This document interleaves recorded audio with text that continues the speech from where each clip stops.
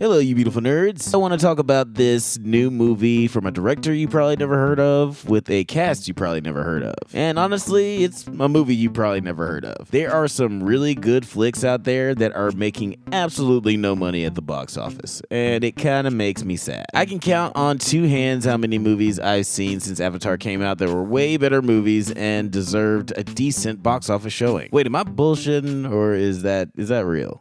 Let's see. Puss in Boots, Evil Dead, Dungeons and Dragons, Are You There, God? It's Me, Margaret, and the movie we're talking about today. Okay, maybe it's just one hand. Whatever, I can't count.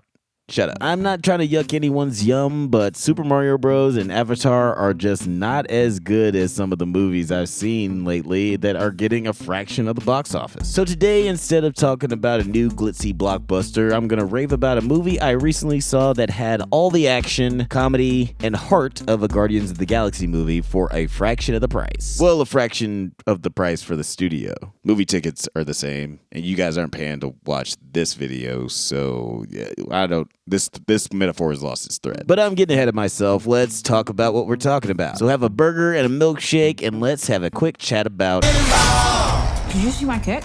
Of course I bloody did. It was magical. I was like, shit. This story is a tale of two sisters. The older, Lena, is in a bit of a rut. After quitting art school, she moves back home and spends her days smoking weed and generally hating herself. The younger, Rhea, arguably has too much confidence, training to be a stunt performer and not willing to accept the idea that her sister is giving up on her creativity. When emotionally vulnerable, Lena falls for a mysterious man with an overbearing mom. Rhea and her friends formulate a plan to break up the wedding. Down with the patriarchy. Let's decimate this mother!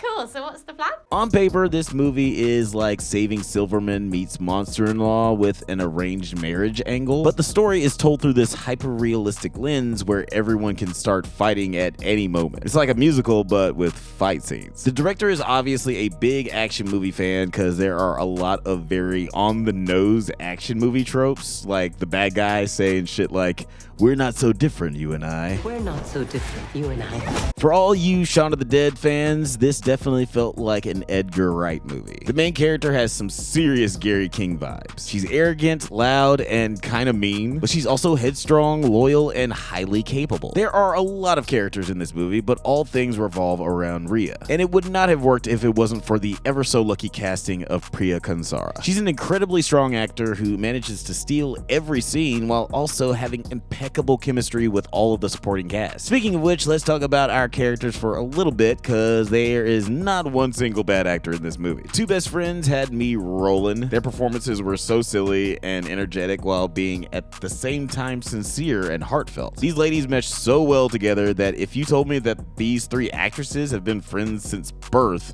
I would have totally believed it. You could also really feel the connection between Rhea and Lena. Lena is incredibly loving and supportive toward her younger sister, which means a lot to Rhea since there isn't really anyone else who believes in her dream. But that also contributes to Rhea's irrationality because Rhea looks up to her older sister and admires her. She is a zealot that worships at the altar of her older sister Lena. By the way, Ritu Arya is gonna be a motherflipping movie star if all is right and just in the world. She nails the comedy, the drama, the non-verbal communication, and she's a stone cold smoke show, not for nothing. But anyway, so when Lena gives up on her art, it affects Rhea's confidence in herself. It takes a while for Rhea to realize that she's impressing her own goals onto her sister unjustifiably, and that they both have to find different paths in life. Because even though they're very close, ultimately they are still two different people. It's a tough thing to realize that the person you've always done everything with your whole life suddenly is a different person and wants to do different things. But of course it happens, because no one is the same person that they were when they were a kid. Even me.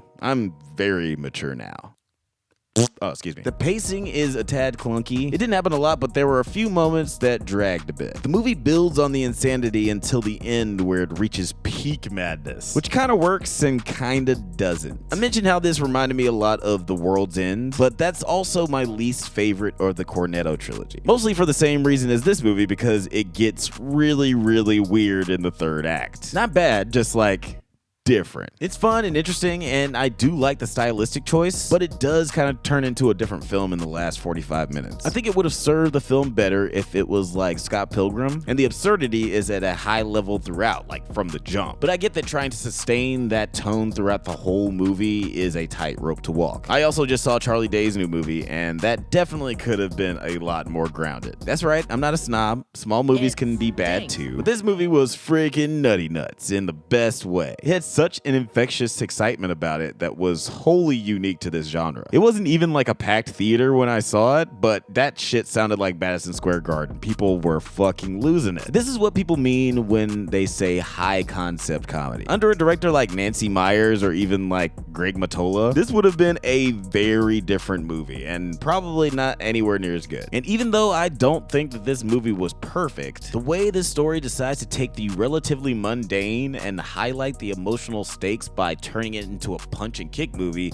is frankly genius. So do yourself a favor, and instead of watching another Fast and Furious flick, I highly recommend you go see this fun, heartfelt sister comedy. My ranking, I liked it. Okay, that's it for this review. I'm gonna be doing a video for Little Mermaid soon. On the podcast, we're gonna be talking about Secret Invasion, Warrior, Righteous Gemstones, Foundation. A lot of cool stuff is coming out this summer. It's gonna be awesome. Nerd Boy Summer, is that a thing?